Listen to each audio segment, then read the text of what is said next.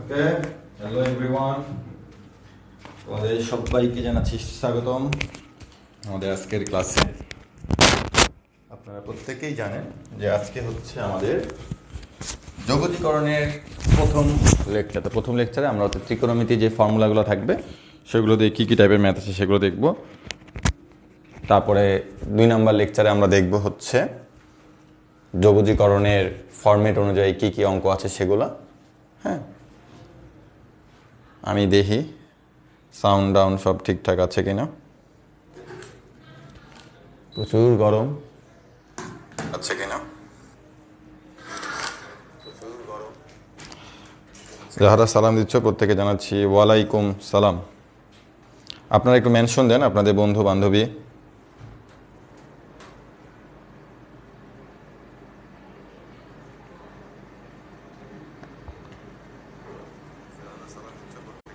Integration পারি না ভাইয়া, সহজ বাংলা কথা হচ্ছে যারা ইন্টিগ্রেশন পারো বা পারো না কোনো সমস্যা নেই, ক্লাসগুলো করবা, 3টা ক্লাস করবা, ইন্টিগ্রেশন ক্লিয়ার হয়ে যাবে। তবে একটা কথা বলে দিই যে অন্যান্য চ্যাপ্টার তোমরা যে পরিমাণে প্র্যাকটিস করেছো, ইন্টিগ্রেশন আরও বেশি করে প্র্যাকটিস করতে হবে। আমি যখন তোমাকে অঙ্কগুলো করাবো তোমার কাছে খুবই সহজ মনে হবে, আজকের ক্লাসটাতে বেশি সহজ লাগবে। আগামী দিনে কঠিন টাইপগুলো যখন তোমাদের করাবো তখনও তোমরা বলো ভাই অনেক সহজ অনেক সহজ। কিন্তু একটা জিনিস মনে রাখবা, যখন তোমাকে পুরো ইন্টিগ্রেশন থেকে একটা ম্যাথ দিয়ে দেওয়া হবে তখন ওই ম্যাথটা আইডেন্টিফাই করতে একটু সময় লাগবে তোমাদের, যে এটা কোন টাইপ থেকে আসছে। তো এই যে আইডেন্টিফাই করতে একটু সময় লাগবে, এটা সমাধানের একমাত্র উপায় হচ্ছে তোমাকে ইন্টিগ্রেশনে প্রচুর সময় দিতে হবে। আমি 3টা ক্লাস নিব, কিন্তু আমি যতক্ষণ পড়াবো আমি হয়তো বা তোমার 6-7 ঘন্টা টোটাল পড়াচ্ছি, কিন্তু তোমাকে বাসাতে এক্সট্রা আরও 10 ঘন্টার উপরে সময় দিতে হবে ইন্টিগ্রেশনের উপরে। যেহেতু 3 দিন ক্লাস নেব, তো তোমরা যদি আরও এই ক্লাসের বাইরে যদি নিজেকে আরও 3 ঘন্টা করে এক্সট্রা সময় দিয়ে দাও তাহলে মনে রাখবে যে ইন্টিগ্রেশন আসলে তুমি অবশ্যই পারবা। আর প্রতি বছরই ইন্টিগ্রেশন থেকে প্রশ্ন আসে, ঢাকা ইউনিভার্সিটি থেকে শুরু করে বাংলাদেশের সকল বিশ্ববিদ্যালয়ে। মনে রাখবা যে এবারও ইন্টিগ্রেশন থেকে আসবে, এবং এটা স্পষ্ট যে ইন্টিগ্রেশন মানে ক্যালকুলাস থেকে একটা রিটেন আসবেই। ঠিক আছে, ক্যালকুলাস থেকে একটা রিটেন আসবে। ডিফারেন্সিয়েশন আমরা দেখেছি, যা যা করিয়েছি তা ভালো করে করো, ইনশাল্লাহ এখান থেকে কমন আসবে, অথবা ইন্টিগ্রেশন থেকেও কমন আসতে পারে।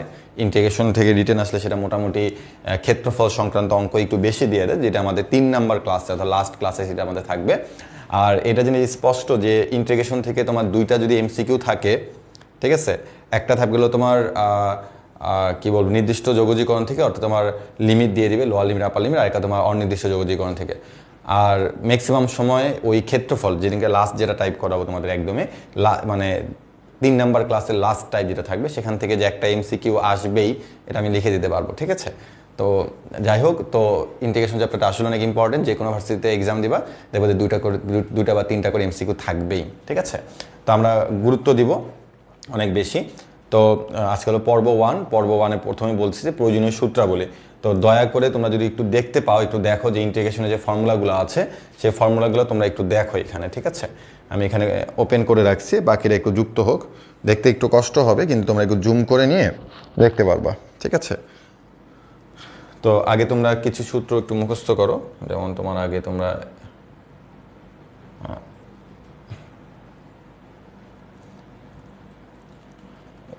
তো হচ্ছে না, তোমরা একটু দেখো যে এই যে সূত্রগুলো আছে এই সূত্রগুলো কিন্তু ডিফারেন্সিয়েশন থেকে এসেছে। তুমি একটু খেয়াল করে দেখো যে আমরা X to the power N এর ডিফারেন্সিয়েশনের ফর্মুলা পড়েছি, এখানে ইন্টিগ্রেশনের ফর্মুলা আছে। যে X to the power N এর ইন্টিগ্রেশনের ফর্মুলা আছে X to the power N plus 1 by হচ্ছে এন প্লাস 1। এখানে বলে দেওয়া আছে এন হচ্ছে -1 এর সমান হবে না, কারণ এন এর মান -1 হয়ে গেলে সেটা কি হয়ে যাবে, অসংজ্ঞায়িত হয়ে যাবে। তারপর হচ্ছে 1 ডিএক্স, অর্থাৎ 1 কে যদি ইন্টিগ্রেশন করা হয় তাহলে হবে X plus C. 1 by root over X কে ইন্টিগ্রেশন করলে সেটা হচ্ছে কি বলতো, সেটা হচ্ছিল 2 root over X plus C. 1 by X স্কোয়ারে আমরা ডিফারেন্সিয়েশন শিখেছিলাম, দেখো এই 1 বাই এক্স স্কোয়ারে ইন্টিগ্রেশন করলে হবে হচ্ছে -1 বাই এক্স। হ্যাঁ, তারপর জিরোকে যদি আমরা ইন্টিগ্রেশন করি 0, ঠিক আছে, অর্থাৎ ধ্রুবকে ইন্টিগ্রেশন করলে আমরা নর্মালি সি পাই। তারপর e to the power x dx কে ইন্টিগ্রেশন করলে e to the power x plus C পাবো। A to the power x কে ইন্টিগ্রেশন করলে e to the power x by ln a. তারপর দেখো এটা খুবই ইম্পর্টেন্ট, 1 বাই এক্স কে ইন্টিগ্রেশন করলে হচ্ছে ln modulus x plus C, খুবই ইম্পর্টেন্ট। এখানে দেখো যে এর আগে কিন্তু আমরা জানি যে সাইন এক্স কে ডিফারেন্সিয়েট করলে কজ এক্স ছিল, বাট এখানে কিন্তু দেখো সাইন এক্স কে ইন্টিগ্রেশন করলে কিন্তু মাইনাস কজ এক্স, আর কজ এক্স কে ইন্টিগ্রেশন করলে কিন্তু plus sine x. Sec square কে ইন্টিগ্রেশন করলে হচ্ছে 10x, কোসেক স্কোয়ার এক্স কে ইন্টিগ্রেশন করলে minus cot x. Sec x 10x কে ইন্টিগ্রেশন করলে সেক এক্স, কারণ আমরা জানি দেখো সেক এক্স কে ডিফারেন্সিয়েট করলে সেক এক্স 10x, তার মানে এইটাকে যদি আমরা এখন ইন্টিগ্রেশন করি তাহলে আমরা পাবো কি বলতো সেক এক্স। অর্থাৎ এইখানকার ডিফারেন্সিয়েশন ফর্মুলাগুলো থেকে ইন্টিগ্রেশনের ফর্মুলা আসছে। আরও ইন্টিগ্রেশনের ফর্মুলা আছে আমরা পরবর্তীতে দেখবো। তারপরে কোসেক এক্স কট এক্স কে ইন্টিগ্রেশন করলে minus cosec X plus C. তারপর তুমি দেখো যে আমরা কিন্তু এগুলো শিখে আসছিলাম যে সাইন ইনভার্স এক্স এর ডিফারেন্সিয়েশনটা কী ছিল। সাইন ইনভার্স এক্স এর ডিফারেন্সিয়েশন ছিল হচ্ছে এটা গত দিনে ক্লাসে দেখছি, এটা দেখছি, তাই না। তাহলে এখন কথা হচ্ছে এটাকে যদি আমরা এখন ইন্টিগ্রেশন করি, দেখো এটাকে যদি এখন আমরা ইন্টিগ্রেশন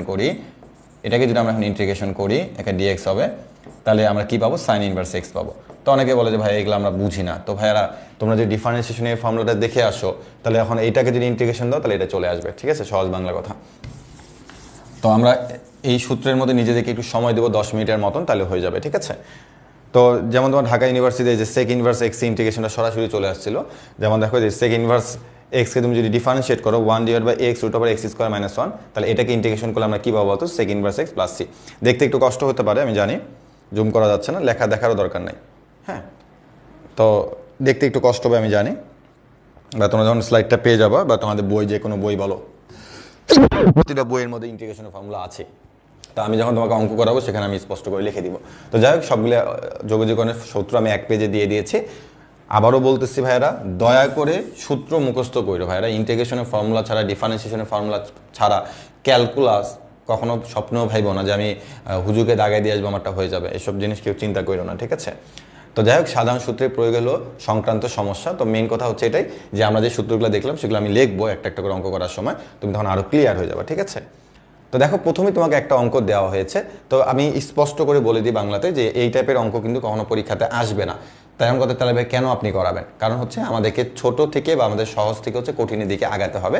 যেভাবে আমরা ডিফারেন্সিয়েশনও করেছিলাম একদম ছোট থেকে বড়তে চলে গেছিলাম, ইন্টিগ্রেশন হচ্ছে আমরা ছোট ছোট জিনিসগুলো থেকে বুঝে তারপর আমরা বড় জিনিসে গেলে আমরা তখন পার্থক্যটা বুঝতে পারবো যে ওই ম্যাথটা কেন এটা থেকে একটু ব্যতিক্রম হয়েছে, নাহলে আমরা বুঝতে পারবো না, ঠিক আছে।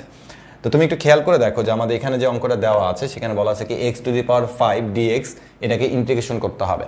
তো দেখো এগুলো কিন্তু সবই কিন্তু এক্স দিয়ে আছে। তো আমাদের কিন্তু একটা ফর্মুলা আমরা শিখে আসছি যে X to the power N এ যদি আমরা ইন্টিগ্রেশন করি, integration of X to the power N DX যদি ইন্টিগ্রেশন করা যায় তাহলে এটার অ্যান্সার হচ্ছে X to the power N plus 1 divide by হচ্ছে এন প্লাস 1, আর আজীবনের জন্য একটা প্লাস সি দিবা। দেখো এন এর মানটা যদি -1 হয়ে যায় তাহলে এটা কিন্তু অসংজ্ঞায়িত হয়ে যাবে। তো এই জন্য বলা হয় যে এটার ক্ষেত্রে হচ্ছে এনটা কখনো -1 হতে পারে না, এটা হচ্ছে তার শর্ত, ঠিক আছে। এটা তার কি শর্ত, একটা এটা মনে রাখতে হবে। তাহলে এখন তুমি দেখো যে X to the power N, N এর জায়গায় তারা কত দিচ্ছে, 5 দিচ্ছে নর্মাল হিসাব। তাই দেখো তো এটাকে এক লাইনে কিভাবে অ্যান্সারটা করা যায়, এক লাইনে অ্যান্সারটা X to the power 6/6 plus C. দেখো তো ভাইরা বুঝতে পারছো কিনা? এখন তুমি যদি বলো ভাই আপনি 5+1 নিচে 5+1 লিখেন, তখন আমি বলবো যে ভাই তোমাকে তাহলে ওই ক্লাস 1-এ যাই ভর্তি হতে হবে। কেন? কারণ ওই 1-এ দেখাইতে হয় যেটা 5+1 5+1, বাট আমরা যেহেতু এখন অনেক বড় হয়ে গেছে, আমাদের ওটা দেখানোর দরকার নেই যে 5 আর 1 যোগ করে দেখাইতে হবে।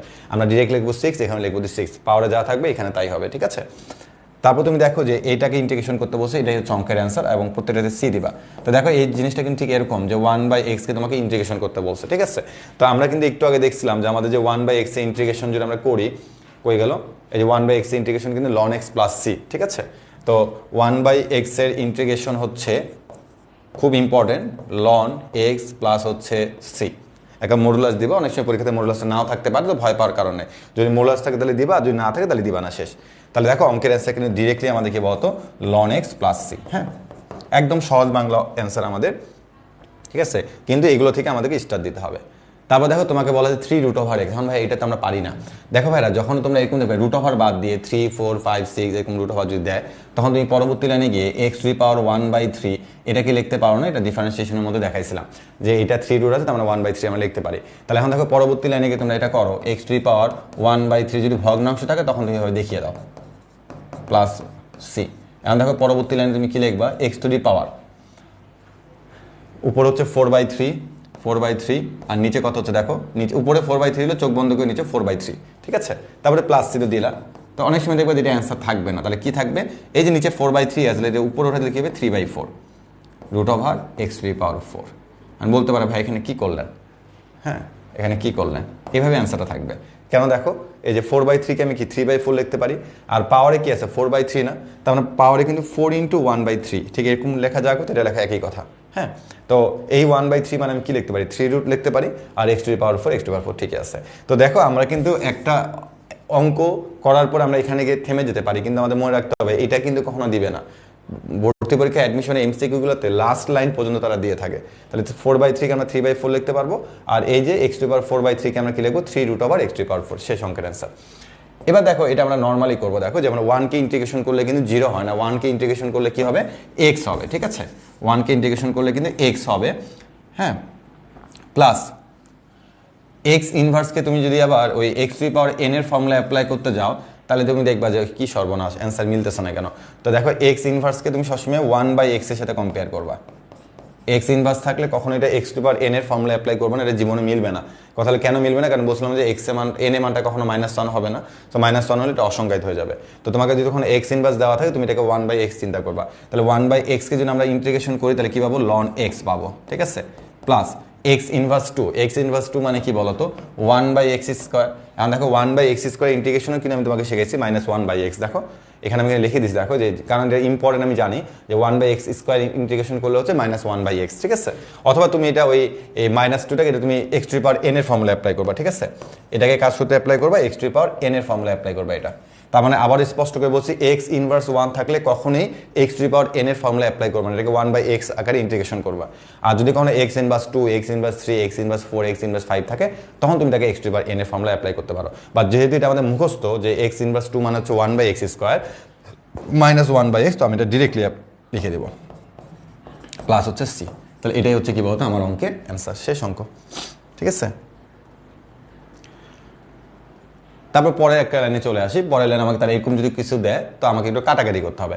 দেখো 1/x বাইরে আছে, ভেতরে কিছু একটা আছে, 1/x এটাকে ভাগ করে দাও, তাহলে আমার কি হয়ে যাচ্ছে বলো তো, 1/x × x, তার মানে কি হচ্ছে এখানে 1 হয়ে যাচ্ছে, প্লাস 1/x গুণ করলে কি হয়ে যাচ্ছে এখানে বলো, 1/x²। অর্থাৎ ক্যালকুলেশন করলে এটাই আসতেছে। তো এখান থেকে দেখো তো লাস্ট লাইনে কি লেখা যায়, 1-কে ইন্টিগ্রেশন করলে কিন্তু কখনো 0 বলবা না, 1-কে ইন্টিগ্রেশন করলে হবে কি বলতো, x হবে। হ্যাঁ, তারপর তো দেখো 1/x² ইন্টিগ্রেশন আমরা একটু আগে শিখে আসছি, এটা আমার হচ্ছে কি -1/x, তার প্লাস তো থাকতেছে। তাহলে এটাই হচ্ছে আমার অঙ্কের অ্যান্সার, শেষ। ওকে, তারপর তোমাকে তারা বলছে 100x⁴99। দেখো এই 100-কে বাহিরে বের করে দেবা, যদি কোনো কিছু এরকম থাকে তাকে বাহিরে বের করে দিলা, ঠিক আছে? এখন দেখো এটা ইন্টিগ্রেশন করা তোমাদের কাছে পানির মতন মনে হবে, কেন? কারণ ভাই যে আপনি তো বলছেন যে x⁴n এর ফর্মুলা এটা, তাহলে x⁴99 + 1 মানে কি 100 / কত, 100 + c। এখন তোমরা প্রত্যেকে বলবো যে ভাই 100 আর 100 আগে চোখ বন্ধ করে কাইটা দেন। তো আমিও 100 আর 100 কেটে দিলাম, তাহলে আমার থাকবে হচ্ছে x⁴100 প্লাস কিন্তু c, ঠিক আছে? দেখি তো তোমরা জিনিসটা বুঝতে পারছো কিনা। এই যে অনেকে অ্যান্সার লিখতেছ, ভেরি গুড। ওকে, গতকালকেও যারা অ্যাক্টিভ ছিল আজকেও দেখি তারা অ্যাক্টিভ। রিয়া গতকালও ছিল, আফরোজ ইনিন ছিল, রাজেশ তালুকদার x/100, আর এই 100টা কাটে দিবা না? ওকে ওকে, যাই হোক, সবাই বলছে ক্লিয়ার ভাই, গুড। তো আমাদের এরকম বেশ কিছু ম্যাথ করতে হবে, তাহলে আমরা আরও ক্লিয়ার হয়ে যাব, ঠিক আছে? একদম ছোটোখাটো, যেমন দেখো বলছে 10² এক্সকে ইন্টিগ্রেশন করতে হবে, ঠিক আছে? 10² এক্সকে তোমাকে ইন্টিগ্রেশন করতে হবে। তোমরা বলো তো যে 10² এক্সকে আমরা কীভাবে ইন্টিগ্রেশন করতে পারি? তো তোমরা যদি একদম প্রথমে চলে আসো, দেখো যে আমাদের এখানে চলে আসি, আমরা জানি হচ্ছে sec² এক্সকে ইন্টিগ্রেশন করলে হচ্ছে 10x হয়, তাহলে এখন 10² এক্সকে ইন্টিগ্রেশন,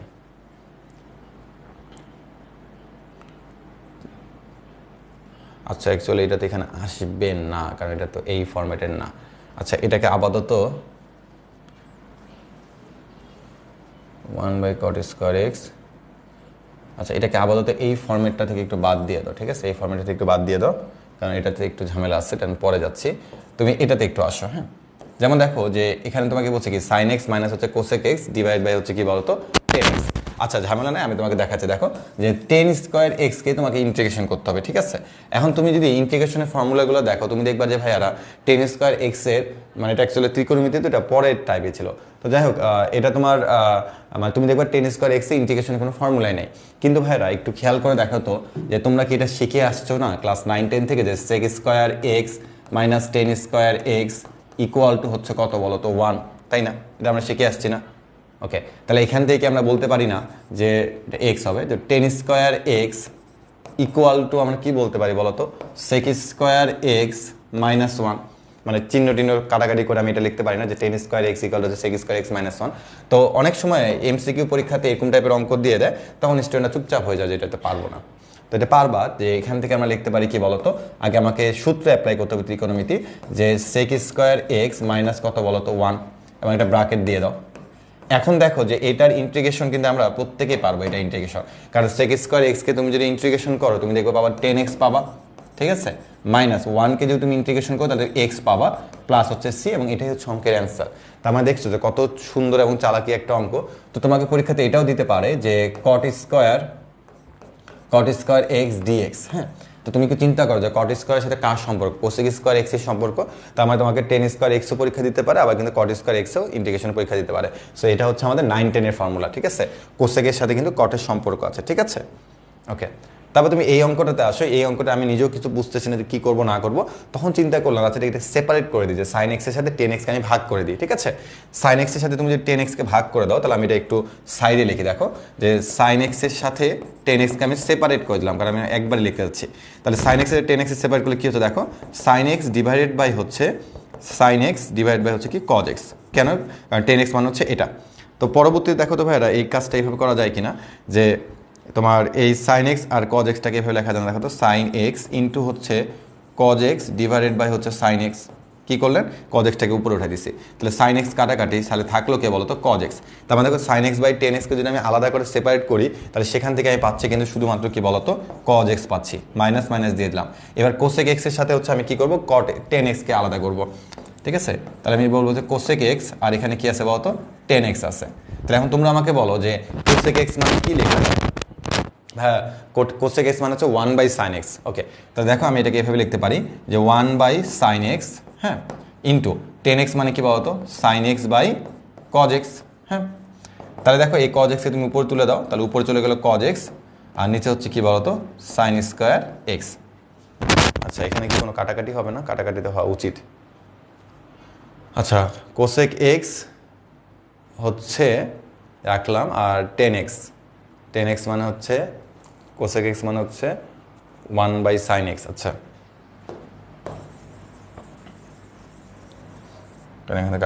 cosec x মানে হচ্ছে দেখো 1/sin x, হ্যাঁ, ইন্টু 10x মানে আমরা কি জানি বলতো sin x by cos x। তাহলে তাকে যদি উল্টিয়ে দেই, তাহলে উপরে হচ্ছে আমার কি বলতো cos x, আর নিচে হচ্ছে আমার কি বলতো sin x, হ্যাঁ?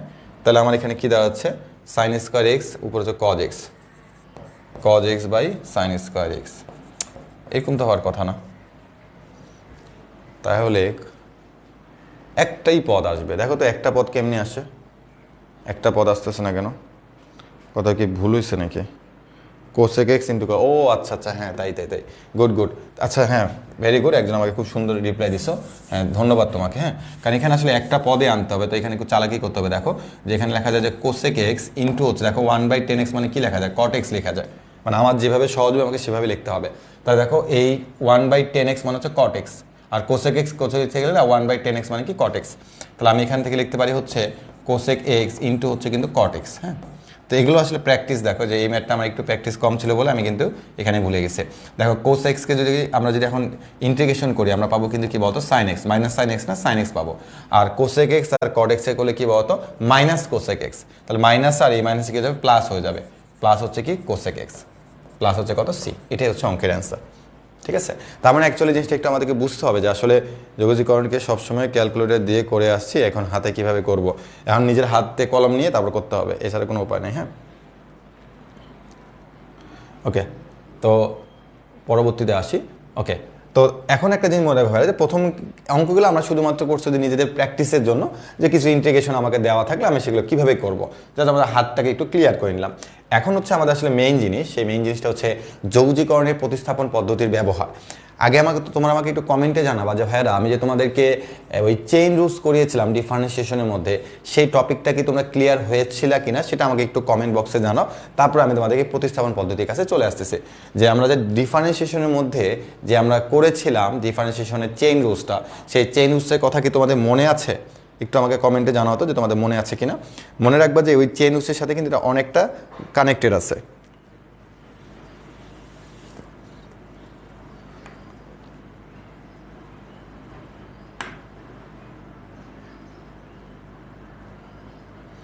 ওকে okay good, chain rules clear ভাই, আচ্ছা ঠিক আছে, তাহলে আমরা একটু চলে আসি। দেখো ওকে, তো এখন জিনিসটা একটু ভালো মতো করে বুঝো যে আমি তোমাকে একটু আগে কিন্তু ইন্টিগ্রেশন এরকম করিয়েছিলাম। দেখো যে প্রত্যেকটা ইন্টিগ্রেশনে দেখো এক্স আছে, দেখো এক্স আছে, আমি যখন এটাকে ইন্টিগ্রেশন করছি দেখো এক্স আছে, এক্স আছে, এক্স টু পাওয়ার এন এর ফর্মুলাতে এক্স আছে। তারপর তুমি এখানে ফর্মুলা কি এক্স টু পাওয়ার এন মানে এক্স এক্স এর মতো আছে। তো তুমি চিন্তা করো যে ডিফারেন্সিয়েশনের মধ্যে কিন্তু আমি তোমাকে বলেছিলাম ওই চেইন রুলসে যে এক্সের জায়গায় এক্স থাকবে না, অন্য কেউ একজন ঢুকে যাবে। তো ইন্টিগ্রেশনের ক্ষেত্রে সেম কথাটা মনে রাখবে ভাইয়েরা, যে আমার এখানে এক্সের জায়গায় এক্স থাকবে না, তার সামনে একটা সহগ চলে আসবে। কি চলে আসবে? সহগ, মানে অন্য কোনো ফাংশন দিবে না, তার একটা সহগে দিবে। তো একটা সহগ একটা ধ্রুবক থাকতে পারে। যেমন দেখো এখানে তারা কি বলছে ই to the power A x. হ্যাঁ, তো তখন আমি তোমাকে কি বলছিলাম বলতো, যে এক্সের জায়গায় এক্স না থাকলে সেখানে একটা দাগ দিতে, তো আমি একটা দাগ দিলাম, তো এক্সের জায়গায় যদি এক্স নাই, তার মানে ব্যাপারটা কি হয়ে গেল, ই টু দি পাওয়ার এক্স হয়ে গেল না। আমি বলি ই টু দি পাওয়ার এক্সকে ইন্টিগ্রেশন করলে কি হয়, বা ই টু দি পাওয়ার এক্সে হয়, লিখে দিলাম। এরপর একটা জিনিস মনে রাখবা, আমরা ওখানে কি করেছিলাম বলতো, যে এক্সের মানে যার নিচে দাগ দিচ্ছিলাম তাকে কি আরেকবার ডিফারেন্সিয়েট করছিলাম না? তো সেই ডিফারেন্সিয়েটকে এখানে গুণ করছিলাম না? তাহলে হ্যাঁ ভাইয়া এখানে তো গুণ করছিলেন। তাহলে ডিফারেন্সিয়েশন আর ইন্টিগ্রেশন কিন্তু একটা একটার ভিন্ন বা একটা একটার উল্টা। ডিফারেন্সিয়েশন আর ইন্টিগ্রেশন একটা একটা উল্টা। তার মানে আমরা যদি ডিফারেন্সিয়েশনের চেইন রুলসে গিয়ে যদি আমরা এখানে গুণ করি, তাহলে ইন্টিগ্রেশনে সেটা কি করতে হবে ভাইয়া? তাহলে গুণের বিপরীতে ভাগ, তাহলে ভাগ করতে হবে। এটাই কথা, যে আমার এক্সের জায়গায় যদি এক্স না থাকে, যদি ওখানে কোনো সহগ দিয়ে এক্স থাকে, তো সেই সহগটা দিয়ে এখানে ভাগ করতে হবে। তুমি নর্মালি একটু চিন্তা করো, এ এক্সকে যদি আমি ডিফারেন্সিয়েট করি তাহলে আমি কি পাবো? এ পাবো। তাহলে এ আমি কি করতাম? গুণ করতাম চেইন রুলসের মধ্যে, বা যেহেতু আমাদের ইন্টিগ্রেশনের ক্ষেত্রে আমরা গুণ করতে পারবো না, তাহলে কি করে দিতে হবে? ভাগ করে দিতে হবে। ঠিক আছে, তাহলে ভাগ এবং প্লাস হচ্ছে সি, শেষ। তো আমরা সহজ বাংলা কথা যেটা এখন বলি, আমাদের ডিফারেন্সিয়েট করতে এখানে সময় লাগবে, এই জন্য আমরা একটা বাংলাতে কথা বলি যে এক্সের জায়গায় যদি অন্য কোনো সহগ থাকে তাহলে ওইটা অলওয়েজ ভাগ হয়ে যায়, সহগটাই ভাগ হয়ে যায়। ঠিক আছে, তাহলে এটাই দেখো। নর্মালি তোমাকে আমি আরেকটা অঙ্ক দিই, এটা দিয়ে তোমাকে আমি বললাম ই টু দি পাওয়ার 2x + 3 দিয়ে বললাম যে এটাকে ইন্টিগ্রেশন করো। তুমি অ্যান্সার বলবো ভাইয়া ই টু দি পাওয়ার 2x + 3, আমি বলবো ভাই ওখানে +3 আসছে। তুমি চিন্তা করো, এটাকে তুমি যদি ডিফারেন্সিয়েট করতা তাহলে +3 কি হয়ে যায়? 0 হয়ে যায় তো না? আর 2x করলে কিন্তু 2 থাকতো, তাহলে 2 দিয়ে কি করতে? গুণ। তাহলে মানে ইন্টিগ্রেশন কি করতে? ভাগ করতে হবে। এই জন্য মনে রাখবে যে যদি কখনো এক্সটা এখানে ধ্রুবক একটা প্লাস বা মাইনাস আকারে থাকে, ওদিকে তাকাবা না, তুমি খালি দেখবে এক্স এর সহগ কত? 2, তাহলে 2 দিয়ে ভাগ করে দিবা, প্লাস হচ্ছে সি। এটা হচ্ছে অঙ্কের অ্যান্সার। ঠিক আছে, এটাকে বলা হয় প্রতিস্থাপন পদ্ধতিতে। যেমন তোমাকে এইটা অঙ্ক দিচ্ছে, তুমি দেখো এখানে এক্স নাই, এর আগে কিন্তু আমি তোমাকে বলছিলাম যে x two the power 5, but এখন কিন্তু কি বলছি বলতো তোমাকে? এখন আমি কিন্তু বলছি যে 2x + 3 টু দি পাওয়ার 5, তার মানে এটা কিন্তু actually x two the power n এর ফর্মুলা। তো যেহেতু x two the power n এর ইন্টিগ্রেশন, তার মানে কি বলবো দেখো, x এর মতো লিখবা 5 এর জায়গায় লিখবা 6 ডিভাইড বাই হচ্ছে 6।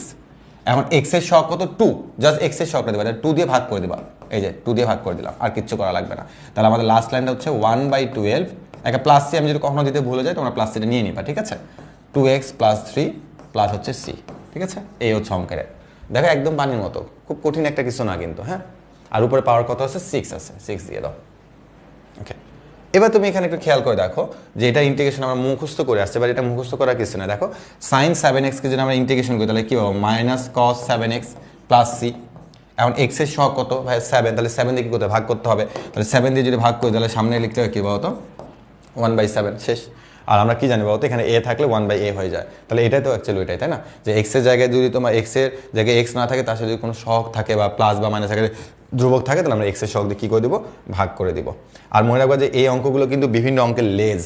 লেস ভাইয়া কি বুঝাচ্ছেন? যখন আমি তোমাকে আরও কিছু ম্যাথ করাবো একটু পর, তখন তুমি জিনিসটা বুঝতে পারবা যে এই অঙ্কগুলো হচ্ছে বিভিন্ন অঙ্কের একটা লেজ, যেটা মাঝে মাঝে আমরা ভুলে যাই। তো এটা কিন্তু খুব গুরুত্বপূর্ণ একটা টাইপ। বিভিন্ন প্রতিটা ক্লাসে কিন্তু এই টাইপটা কিন্তু যখন তখন চলে আসবে আমাদের সামনে, ঠিক আছে? তো দেখো আমরা কিন্তু প্রত্যেকে sec স্কোয়ার এক্স এর ইন্টিগ্রেশন জানি। sec স্কোয়ার এক্স এর ইন্টিগ্রেশন করলে কি হয়? 10x প্লাস c হয়, ঠিক আছে? 10x প্লাস c হয়। তো এখন কথা হচ্ছে ভাইয়া, এখানে তো x নাই, তাহলে একটা দাগ দিয়ে দিলা sec স্কোয়ার এক্স, তাহলে sec স্কোয়ার এক্স কে ইন্টিগ্রেশন করলে কি হয় ভাই? 10x প্লাস c হয়, 10x প্লাস c হয়। তাহলে এখানে x তো নাই, এখানে x এর জায়গায় অন্য কিছু আছে, 3x আছে, তাহলে কি করতে হবে? x এর সহগ দিয়ে ভাগ করতে হবে, তাহলে 1/3। তোমরা একটু আমাকে কমেন্ট কি করবা যে তোমরা জিনিসটা আসলে বুঝতে পারতেছো কিনা, কারণ এটা কিন্তু খুবই ইম্পর্টেন্ট একটা টাইপ, বুঝতে পারছো? কারণ এটা মিস করলে কিন্তু আসলে তুমি পরবর্তীতে অনেকগুলো অঙ্ক কিন্তু বুঝতে পারবা না, ঠিক আছে? তখন কিন্তু আমার দোষ দিতে পারবা না। এই যে অলরেডি দেখো অনেকে কমেন্ট করতেছে, যে কমেন্টটা সঠিক অ্যান্সারটা কমেন্ট করতেছে, ভেরি গুড। ওকে, তোমরা মনোযোগ দাও, তোমরা অবশ্যই বুঝতে পারবা, এটা না বোঝার কিছু নাই, হ্যাঁ। এবার দেখো এখানে এক্স ডিগ্রি চলে আসছে, আমরা কিন্তু ডিফারেন্সিয়েশনে এরকম দেখছিলাম যে উপরে ডিগ্রি চলে আসছিল। তো তখন কিন্তু আমি একটা কথা বলেছিলাম যে আমাদের 1 ডিগ্রি ইকুয়াল টু কিন্তু π/180 রেডিয়ান। তাহলে আমাদের যদি ওখানে এক্স ডিগ্রি থাকে তাহলে আমরা কি বলবো? πx/180 radian. রেডিয়ান চিহ্ন লেখার দরকার পড়ে না। ওকে, তাহলে আমরা এখান থেকে অঙ্কটাকে একটু সাজা নিতে পারি না, যে সাইন πx বাই হচ্ছে কত? 180 dx। হ্যাঁ ভাইয়া পারি, কেন পারি না? এখন তুমি একটু খেয়াল করে দেখো যে আমার এই জায়গাটাতে আমি কি একটা এক্স চিন্তা করে নেব, সাইন এক্স। সাইন এক্সকে ইন্টিগ্রেশন করলে কি হয় ভাইয়া? মাইনাস কজ এক্স হয়, মাইনাস কজ এক্স হয়। ওকে, লিখলাম প্লাস সি। তো এটাই অ্যান্সার, কিন্তু আমার তো এখানে এক্স নাই। এক্স এর সহগ কত ভাইয়া? π/180। তাহলে সেই π/180 দিয়ে কি ভাগ হয়ে যাবে না? নিচে দেখো π/180 দিয়ে ভাগ হয়ে গেল। তাহলে এটা তো নিচে ভাগ করলে তো একটু মানে কেমন যেন দেখাবে। তাহলে এই π/180 নিচে যদি ভাগ করে দাও, তাহলে এটা পরবর্তী এখানে কি গুণ হয়ে যাবে না? ঠিক আছে, তাহলে এটা যদি π/180 যদি এখানে চলে আসে, তাহলে আমরা এখানে কি বলতে পারি? -180/π। কেন? কারণ এখানে তুমি π/180 দিয়ে ভাগ করে দাও, সেটা যখন উপরে চলে আসবে তখন সেটাকে উল্টে যাবে। তার মানে -180/π cos πx/180 প্লাস হচ্ছে c। তো এই জিনিসটা অনেকে তখন বুঝতে চায় না যে ভাই এটা কেমনে হলো, ভাই একটু বুঝান। নর্মাল হিসাব তো, যে সাইনকে ইন্টিগ্রেশন করলে হবে মাইনাস cos x। তো এখানে যদি x নাই, π/180 দিয়ে ভাগ করো, তাহলে নিচে ভাগটা একটু খারাপ দেখায়, তো এটা এখানে গুণ করে দেয়, শেষ। ভেরি গুড, অনেকে তো আমাকে দেখি খুব দ্রুত অ্যান্সার করতেছো, ভেরি গুড। তো দেখো এই অঙ্কটা একটু আনকমন অঙ্ক, কারণ আমি তোমাকে বারবারই বলছি কিছু অঙ্ক তোমাকে প্র্যাকটিস করতে হবে, হ্যাঁ। আর তোমরা যখন প্রশ্ন ব্যাংকে দেখবা যে কিছু কিছু ম্যাথ আছে এতবার ঢাকা ইউনিভার্সিটি আছে কল্পনার বাইরে। তো ওই কিছু অঙ্ক তুমি তো মেন নিয়মও জানবা, তো কিছু অঙ্কের অ্যান্সার তোমাকে একটু মনে রাখতেই হবে। আমি যদি বলে ভাই আমি পারবো না, তাহলে অনেক সময় তুমি দেখা যাবে পরীক্ষাতে ওই অঙ্কটা কমন পড়ছে, তো তুমি এই অঙ্কটা করতে গিয়ে আরেকটু বেশি সময় নষ্ট করছো। তো আমার সাজেশন থাকবে যে তোমরা পুরো অঙ্কগুলো করবা এবং পরীক্ষার আগেও দেখবে, এবং পালে কিছু কিছু বড় বড় কিছু ম্যাথ আছে যেগুলো অ্যান্সার একটু মনে রাখবা। তা আমি যখন অঙ্ক করবো আমি তোমাদের বলে দেবো যে কোন কোন অঙ্কের অ্যান্সারগুলো একটু মনে রাখা ভালো। আমরা তো শিখবো এই অঙ্কটা কীভাবে করতে হয়, কিন্তু তা আমরা ইন্টিগ্রেশন কিছু অ্যান্সার মুখস্থ রাখবো, এটা আমি সবসময় ক্লাসে বলি, তো তোমাদেরকে বলে রাখলাম। তো এখানে যেটা করতে হবে সেটা হচ্ছে, দেখো উপরে আমি জোর করে e⁴x কমন নিয়ে নেব। কেন কমন নিয়েছি একটু পরে বুঝতে পারবা। e⁴x যদি এখান থেকে কমন নিয়ে নাও, তাহলে e⁴x থেকে ভাগ করতে হবে। তাহলে e⁴x দিয়ে ভাগ করলে এখানে থাকবে কি? দেখো e⁴x থাকবে, আর e⁴x দিয়ে তুমি যখন ভাগ করো তাহলে কি অ্যাকচুয়ালি বলতো, যে এখানে 3x, এখানে হচ্ছে e⁴x। তার মানে আমরা কি ই কমন নিয়ে কি বলতে হবে? 3x মাইনাস হচ্ছে 4x, তার মানে কি হচ্ছে? e⁻−x হয়ে যাচ্ছে। তার মানে এখানে নিলে তোমার e⁻x থাকবে, আর এখানে নিলে হচ্ছে কি বলতো? e⁻−x। আর নিচে দেখো আগে থেকে কিন্তু e⁻x e⁻−x পড়েই আছে, হ্যাঁ। তাহলে এখন তুমি এটা কাইটা দিবা, এটা কাইটা দাও, তাহলে কি হচ্ছে? e⁴x dx। এখন দেখো e⁴x dx কিন্তু তোমার এইটা টাইপের মধ্যে পড়ে গেছে। এটাকে ইন্টিগ্রেশন করলে হবে কি? e⁴x প্লাস হচ্ছে c, আর 4 দিয়ে যদি ভাগ করে দাও তার মানে কি বলতো? 1/4, শেষ।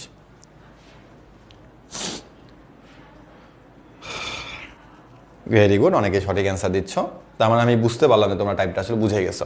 তো এখানে আমাদের যেটা আমরা বুঝলাম যে ভাই এক্স এর জায়গায় এক্স থাকবে না, একটা সহগ থাকবে, এবং ওই সহগটা আমাদেরকে ভাগ করে দিতে হবে, এবং এরকম টাইপের অঙ্ক বেশ কিছু থাকে, ঠিক আছে। এবার আমরা চলে আসি ত্রিকোণমিতিক সূত্রের আলোকে হচ্ছে যোগফল নির্ণয় করা, ঠিক আছে। অর্থাৎ ত্রিকোণমিতিক আমরা কিছু সূত্রের আলোকে আমাদের কিছু যোগফল নির্ণয় করতে হবে। তো অঙ্কটা কিরকম সেটা একটু দেখি। দেখো ভাইরা, এই অঙ্কগুলো নিয়ে আমি বারবার কথা বলতে বলতে আমি নিজে দুর্বল হয়ে গেছি এবং বারবারই বলছি যে অঙ্কগুলো খুবই ইম্পর্টেন্ট, তাই না? তোমরা দেখো যে ত্রিকোণমিতিক ক্লাসও এটা শেখানো হয়েছে, ত্রিকোণমিতিক সেকেন্ড পেপারও শেখানো হয়েছে, তারপরে লিমিট অন্তরীকরণ ওখানে শেখানো হয়েছে এবং ইন্টিগ্রেশনও কিন্তু চলে আসছে। এবং তোমরা বিশ্বাস করো না করো, ইন্টিগ্রেশনে এটার প্রভাব হলো অনেক বেশি। মানে আমরা এর আগে ডিফারেন্সিয়েশন হয়তো বা এটার প্রয়োগ একটু কম পেয়েছিলাম, কিন্তু ইন্টিগ্রেশনে এটার প্রয়োগ অনেক অনেক অনেক বেশি, ঠিক আছে। এবং গত বছরে এখান থেকে জাহাঙ্গীরনগর ইউনিভার্সিটি কিন্তু একটা অঙ্ক এসেছিল এবং আমি সবসময় ক্লাসে বলি যে দেখো এটা যখন তোমরা করবা, এটা কোনো না কোনো ভার্সিটি এখান থেকে কমন পাবাই। তখন অনেক সময় স্টুডেন্ট বলে যে আরে ভাই তো বলতেছে কিন্তু কমন যদি না আসে। দেখো আমরা কিন্তু অনেক অ্যানালাইসিস করে কিন্তু কথাগুলো বলি। সো দেখো এইটা টাইপ আসলে অনেক ইম্পর্টেন্ট ইন্টিগ্রেশনে। তোমরা দেখবা যে এবারও তোমরা কোনো না কোনো জায়গাতে কমন পেয়েছো এবং তখন আমার কথাটাই মনে পড়বে। খালি ভুল করে আইসো না, ভুল করে আসলে কিন্তু আর মনে পড়বে না। হ্যাঁ, ওকে। তো এটা আমরা জানি যে 1 + cos 2x হলে 2 cos স্কোয়ার x। এখানে কিন্তু খুব ছোট্ট একটা ইনফরমেশন আছে, এখানে যে কোণটা থাকবে এখানে সে কোণটা কি হয়ে যাবে, অর্ধেক হয়ে যাবে, তাই না? এখানে 2x আছে, কি হয়ে গেছে, অর্ধেক হয়ে গেছে। তো সাপোজ যদি এখান থেকে আমি এখন নতুন একটা সূত্র বানাই যে 1 + cos 4x, তাহলে আমাদের এখানে যেটা কোণ থাকবে এখানে সে কোণটা কী হয়ে যাবে, অর্ধেক হয়ে যাবে, তাই না? এটা কিন্তু আমরা জানি, ঠিক আছে, আমরা শিখে আসছি। তারপর দেখো যদি মাইনাস হয় তাহলে কী হবে, সাইন হবে। দেখো এখানে যে কোণটা আছে এখানে সেই কোণটা কী হয়ে গেছে, অর্ধেক হয়ে গেছে। তো সাপোজ যদি আমি এটা থেকে এখন একটা সূত্র বানাই যে 1 - cos x, তাহলে তোমরা এখান থেকে কী বলো বলতো, 2 sin স্কোয়ার x/2। অর্থাৎ দেখো বাম পাশেটা থাকলে ডান পাশে গেলে কিন্তু কোণটা অর্ধেক হয়ে যায়, আর তোমার যদি ডান পাশে দেওয়া থাকে আর বাম পাশে যদি লিখতে হয় তাহলে কিন্তু ডাবল করতে হচ্ছে। আর sin 2x আমরা ছোটোবেলা থেকে জানি যে 2 sin x ইন্টু হচ্ছে কী বলতো, cos x, তাই না? তো এটা কিন্তু আমাদের খুবই ইম্পর্টেন্ট। হ্যাঁ, তো যাই হোক এখানে যে কোণ থাকবে তার অর্ধেক করতে হবে, সহজ বাংলা কথা। ওকে, এবার আমরা কিছু অঙ্কে চলে আসি। দেখো এই অঙ্কটাই গত বছর জাহাঙ্গীরনগর ইউনিভার্সিটি এসেছিল, এই অঙ্কটাই এসেছিল, ঠিক আছে। তো বুঝতে পারতেছো যে অঙ্কটা কতটা ইম্পর্টেন্ট। ওকে, আচ্ছা, তো দেখি কীরকম ইম্পর্টেন্ট অঙ্ক আমার। তো প্রথমত হচ্ছে দেখো তোমাকে বলছে sin স্কোয়ার এক্স, কথাটা খুব ইম্পর্টেন্ট এবং কানে মাথার মধ্যে ঢুকায় রাখবা। তো এরকম sin square x, cos square x, only দুইটা, sin স্কোয়ার এক্স অথবা cos স্কোয়ার এক্স কখনো তোমাকে দেয় তখন মনে রাখবে ভাইয়েরা এটা হচ্ছে এই অঙ্কটা। দেখো এই যে এইটা অঙ্ক যে 2 sin স্কোয়ার এক্স, তার মানে দেখো যে তুমি sin স্কোয়ার এক্স মানে কিন্তু কখনো এটা লিখতে পারবা না যে 1 - cos 2x। sin square x এর আগে একটা 2 থাকা লাগবে। তো স্যাররা সবসময়ের জন্য একটু দুষ্টমি করে, কেন দুষ্টমি করে, যে তারা 2টা দেয় না, 2টা তোমাকে নিজের থেকে নিতে হবে। তো এইটা অঙ্কে তোমাকে অবশ্যই প্রথমে একটা হাফ নিয়ে একটা 2 নিতে হবে, ঠিক আছে। হাফ নিয়ে কি নিতে হবে, 2 নিতে হবে, ঠিক আছে ভাই। হাফ নিয়ে 2 নিলাম, ঠিক আছে, এটা মাস্ট করতে হবে। এখন তুমি একটু খেয়াল করে দেখো যে তোমার যদি কোনো 2 sin স্কোয়ার এক্স থাকে তাহলে তুমি কি লিখতে পারবা, 1 - cos 2x। তো এটাকে ইন্টিগ্রেশন করা যাবে না, তোমাকে অবশ্যই আগে ত্রিকোণমিতির সূত্রটা অ্যাপ্লাই করতে হবে 1 - cos 2x। তারপর তুমি এটাকে কি করবা, এখন তুমি এটাকে ইন্টিগ্রেশন করতে পারবা, এটা কিন্তু এমনি করতে পারতা না, এখন করতে পারবা। তাহলে এখন দেখো এটাকে যদি আমি ইন্টিগ্রেশন করি, একটু ভালো মতন করে বুঝো। 1কে ইন্টিগ্রেশন করলে হবে হচ্ছে x মাইনাস, দেখো cos 2x, এটা কিন্তু আমাদের এর আগে যে টাইপটা বলছিলাম না লেজ আকারে থাকবে, এটা কিন্তু লেজ আকারে আছে। তো cos 2x কে ইন্টিগ্রেশন করলে কিন্তু কি হবে, তো sin 2x এবং x এর সহগ দিয়ে কি করতে হবে, ভাগ করতে হবে। তো আমরা অনেক সময় এটা জিনিস ভুলে যাই। তাই দেখো এটাই হচ্ছে আমার অঙ্কের অ্যান্সার। এখন তোমরা আমাকে একটু বলো তো এই অঙ্কটা কি খুবই কঠিন, খুবই একটা বেশি সময় লাগবে? সর্বোচ্চ 30 থেকে 45 সেকেন্ড বা 1 মিনিট যাবে না, 45 সেকেন্ড, 30 থেকে 45 সেকেন্ড সময় লাগবে যদি তোমার এটা জানা থাকে। হ্যাঁ, তো এটা সেটা কিন্তু একটা সাথে একটা কিন্তু কানেক্টেড। হ্যাঁ, ওকে। তো দেখো যে আমরা sin স্কোয়ার এক্সটাকে এইভাবে মাথায় রাখবো যে স্কোয়ার থাকলে আমাকে এই ফর্মুলাটা অ্যাপ্লাই করতে হবে, এটা কিন্তু খুবই ইম্পর্টেন্ট। এবার দেখো আমি এটা অঙ্ক সলিউশন করে রাখছি, কারণ এটা ওদের সমান করার দরকার নাই। cos স্কোয়ার এক্সকে ইন্টিগ্রেশন করতে হবে। তো cos স্কোয়ার এক্স মানে কি বলো তো, সামনে একটা হাফ নিয়ে একটা কিনতে হবে, 2 নিতে হবে, নিলাম। তাহলে এখন দেখো যে 2 cos স্কোয়ার এক্স ত্রিকোণমিতির সূত্র, আমরা কিন্তু এখন ইন্টিগ্রেশন করছি না, আগে ত্রিকোণমিতির ফর্মুলা অ্যাপ্লাই করতেছি। 1 প্লাস হচ্ছে cos 2x dx। তাহলে 1 কে ইন্টিগ্রেশন করলে হবে x, আর cos 2x এ করলে কি হবে, sin 2x ডিভাইড বাই হচ্ছে 2 প্লাস c, শেষ, ঠিক আছে। ওকে, এবার এখানে চলে আসছে আরেকটা অঙ্কে। হ্যাঁ, তো দেখো এখানে কিন্তু আমি তোমাকে স্কোয়ার দিয়ে যদি বলতাম তাহলে আমি তোমাকে এখানে আরেকটা অঙ্ক কিন্তু দিতে পারতাম। দেখো যে cos square 4x, cos square 4x dx। হ্যাঁ, এরকম দিলাম। তো এখন তুমি কি করবা, cos স্কোয়ার 4x dx এ তুমি চোখ বন্ধ করে পরবর্তী লাইনে গিয়ে আগে তুমি একটা হাফ নিয়ে একটা কি নিবা, 2 নিবা, হাফ নিয়ে একটা কি নিবা, 2 নিবা, নিলাম ভাইয়া।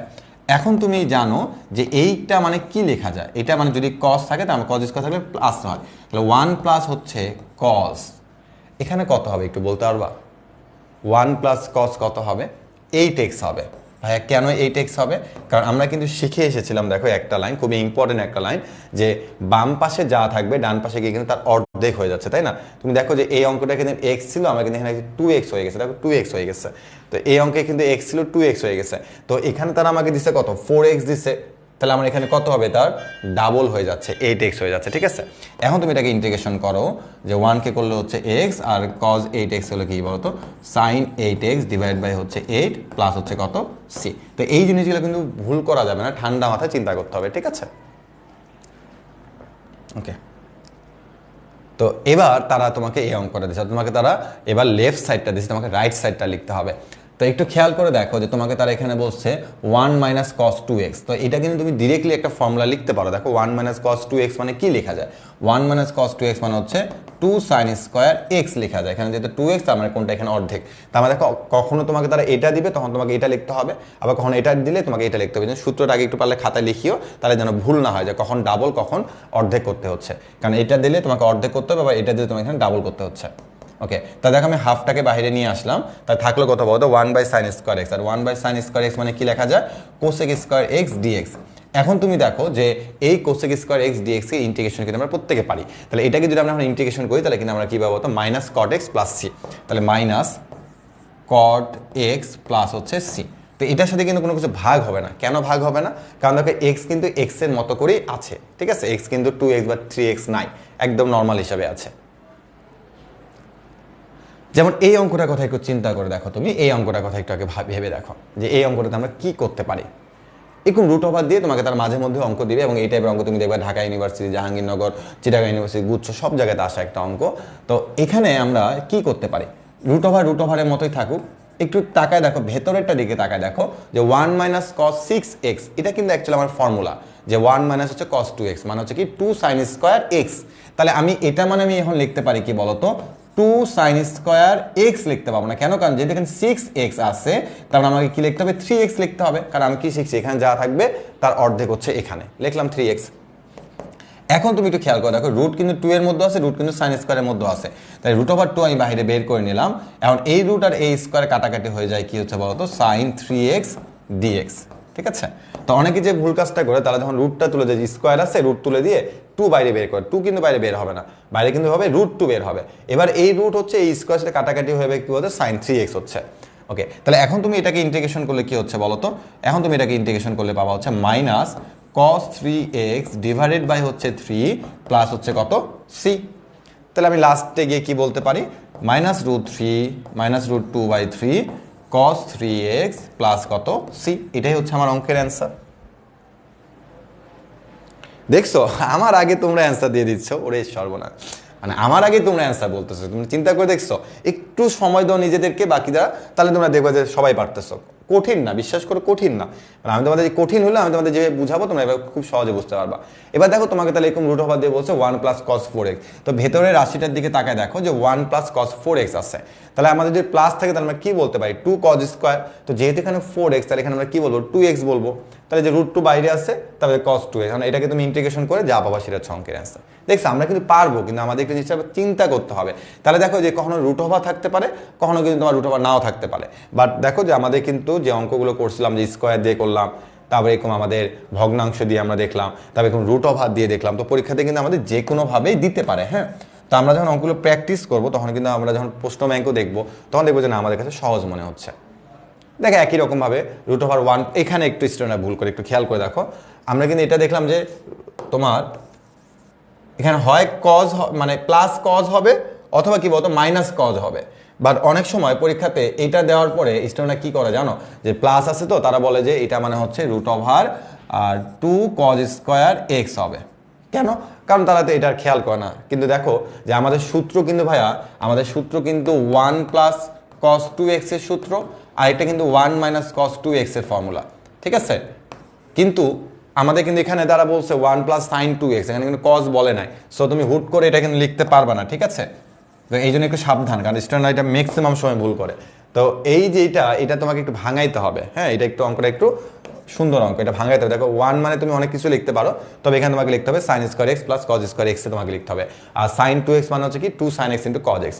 এখন তুমি এটা খেয়াল করে দেখো, এটা থেকে আমি কি লিখতে পারি, এটাতে আমি লিখতে পারি হচ্ছে a square plus 2ab plus b square, তার মানে কি a plus b whole square. এখন রুট ওভার স্কোয়ার কাটাকাটি করলে কি sine x plus cos x পাচ্ছ, ঠিক আছে, ক্যালকুলেশন করে। এখন সাইন এক্সকে ইন্টিগ্রেশন করলে কি মাইনাস কজ এক্স, আর কজ এক্সকে ইন্টিগ্রেশন করলে কি বলতে সাইন এক্স। এটা হচ্ছে অঙ্কের অ্যান্সার। তো স্টুডেন্ট এটা অনেক সময় ভুল করে, সো এটা একটু মাথায় রাখবা, যেটা কিন্তু খুবই খুবই খুবই ইম্পর্টেন্ট, ঠিক আছে। এখন দেখো এরকম তারা একটা তোমাকে অঙ্ক দিচ্ছে। তো আমরা কিন্তু দেখো একটু আগে দেখলাম যে root over 1 plus sine 2x, এটা মানে শেষ পর্যন্ত কতটা লেখা যায়, দেখো এইটা লেখা যায়, মানে শেষ লাইন এটা, মানে ক্যালকুলেশন করার পরে মানে এইটাকে আমি ইন্টিগ্রেশনটা না, মানে ইন্টিগ্রেশনের ভেতরের রাশিটাকে আমি ক্যালকুলেশন করে শেষ পর্যন্ত আমি এটা পাবো sine x plus cos X. তাহলে দেখো যে আমাকে তারা উপরে বলছে root over 1 plus sine 2x, তাহলে মানে এইটা মানে আমি লিখতে পারি কি বলতো sine x plus cos x, মানে ওইটা মানে আমি লিখতে, এখন ইন্টিগ্রেশন না কিন্তু যেটাকে ক্যালকুলেশন করলে আমি লিখতে পারি কি বলতো sine x plus cos x, আর নিচে আমার আগে থেকে আসে কি বলতো সাইন এক্স প্লাস হচ্ছে কজ এক্স। ওকে, তাহলে এখন দেখো এটাকে কাটাকাটি করলে কত হয়, 1 হয়, কারণ 1কে ইন্টিগ্রেশন করলে কিন্তু 0 বলবা না, এক্স বলবা, ঠিক আছে। এই অঙ্কটা শুধু ইন্টিগ্রেশন না, এই অঙ্কটা আমি দেখছিলাম ডিফারেন্সিয়েশনের মধ্যে একবার আসছিল। তো ডিফারেন্সিয়েশনে তারা একই রকমভাবে দিয়েছিল যে root over 1 plus sine 2x divided by হচ্ছে সাইন এক্স প্লাস হচ্ছে কজ এক্স। তো অঙ্ক দেখে অনেকে ভয় পাচ্ছে, যারা ভয় পায়নি তারা বলছে ddx 1, কেন ক্যালকুলেশন করলে এটা 1 আসতেছে, দেখো যে 1 আসতেছে। এখন 1কে ডিফারেন্সিয়েট করলে কিন্তু 0 হয়, তার মানে দেখো এই অঙ্কটাকে যদি আমি ডিফারেন্সিয়েট করি তাহলে পাবো 0, কিন্তু ইন্টিগ্রেশন করলে আমি কত পাচ্ছি বলতো x পাচ্ছি, এটা একটু মাথায় রাখতে হবে, ঠিক আছে। ওকে, তো এই ফরম্যাটে যদি কখনো কোনো অঙ্ক দেয়, আমরা একটু আগে কিন্তু দেখছি এরকম টাইপের অঙ্ক, তো যদি কখনো এরকম ফরম্যাটের অঙ্ক দেয়, দেখো 1/1 plus cos x, 1/1 minus cos x, 1/1 plus sine x, 1/1 minus sine x, এরকম ফরম্যাটে যদি কখনো কোনো অঙ্ক দিয়ে থাকে, তাহলে আমাদের নিয়মটা হচ্ছে হরের অনুবন্ধী দিয়ে উভয় পক্ষকে গুণ করতে হবে। কারণ হরের অনুবন্ধী দিয়ে উভয় পক্ষকে কেন গুণ করবো, কারণ আমাদের টার্গেট থাকবে হরে হচ্ছে এই ফর্মুলাটা অ্যাপ্লাই করা। তুমি যখন হরের অনুবন্ধী দিয়ে গুণ করবা সবসময় দেখবা যে হরে এই ফর্মুলাটা আসে a square minus b square, মানে কি a plus b into a minus b, ঠিক আছে। তো এইরকম ফর্মেটে যে অঙ্কগুলো থাকে তাদেরকে আমরা কিভাবে করবো চলো সেটা একটু দেখি। তো অলরেডি আমি এটা করেই রাখছি, কথা হলে কেন ভাই করে রাখছেন, কারণ দেখো এটা কিন্তু আমরা একটু আগে করে আসছিলাম। কারণ মনে রাখবা যে এই অঙ্কটা 2টা নিয়ম আছে, কয়টা নিয়ম আছে, 2টা নিয়ম আছে। লাস্টটা আমি ক্লিয়ার করবো একদম, আগে আমি বলে দিচ্ছি যে আমাদের এই যে প্রথম যে 2টা অঙ্ক আছে, সাইনের না, প্রথম যে 2টা অঙ্ক আছে কজের ক্ষেত্রে, এখানে স্টুডেন্ট একটু কনফিউশন থাকে। মনে রাখবা যে খাতার মধ্যে নোট করে রাখবা যে এই 2টা অঙ্কের ক্ষেত্রে নিয়ম হচ্ছে 2টা, কয়টা নিয়ম আছে, 2টা নিয়ম আছে, ঠিক আছে। আর এই সাইনে এদের হলো 2টা নিয়ম, হ্যাঁ। আর এই যে এই পাশে যে আরও একটা আমরা দেখতে পারতেছি, এদের হচ্ছে একটা নিয়ম। এদের নিয়ম কয়টা, এদের হচ্ছে একটাই নিয়ম, ঠিক আছে। আর এই একটাই নিয়ম হচ্ছে যেটা, মানে যদি কোনো সাইন থাকে এরকম করে তাদের জন্য একটাই নিয়ম, সেটা হচ্ছে এটা।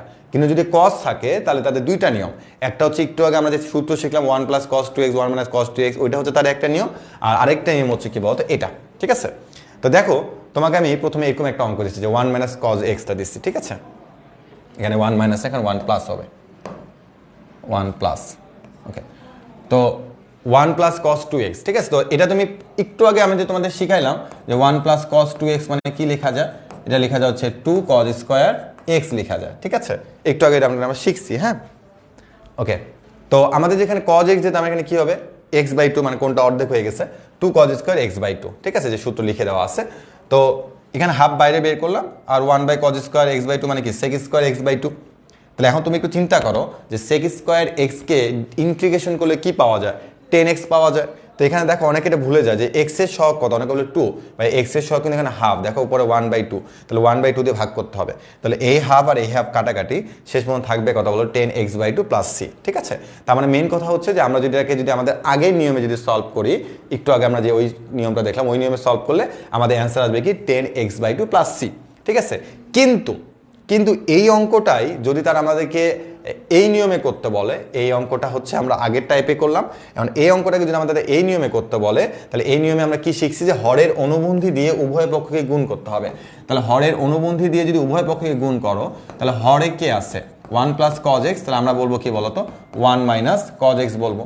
তাহলে উপরে কি বলবো 1 মাইনাস হচ্ছে cos x, ঠিক আছে, হরের অনুবন্ধী গুণ করলাম।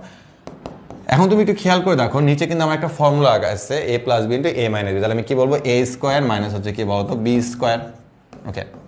আর উপরে 1 মাইনাস cos x থেকে গেল। এখন তুমি একটু খেয়াল করে দেখো ভাইয়ারা যে নিচে কিন্তু 1 মাইনাস কজ স্কোয়ার এক্স মানে আমি কিন্তু সাইন স্কোয়ার এক্স লিখতে পারি, আর উপরে কি আছে 1 মাইনাস কজ এক্স আছে।